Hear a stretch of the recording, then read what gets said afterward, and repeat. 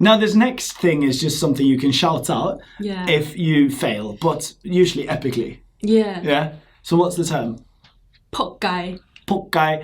You try to sound Cantonese is because this is a Cantonese term originally. It's a Cantonese term originally, yes. Yeah, so they speak a lot of Cantonese in southern China, therefore they have their own slang, and some of it makes it all the way up to the north. Mainstream. Mainstream Chinese.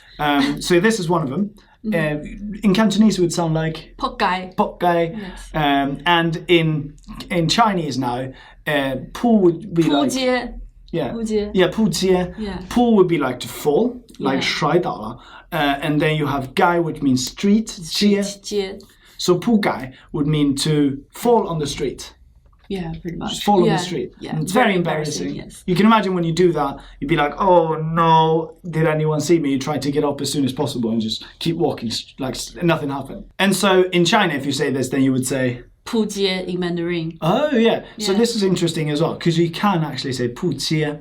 It's not as common though, is it? No. So you can say both. Yeah, but say both. Stick to 扑街 if anything. 扑街 is better, more authentic. Much more authentic. Yes. So yeah, if you ever see something fail, you go 扑街了。这个电影扑街啦。扑街了。Fantastic. Please enjoy the usage of that word we just gave you, and don't fail with it. And don't fail us.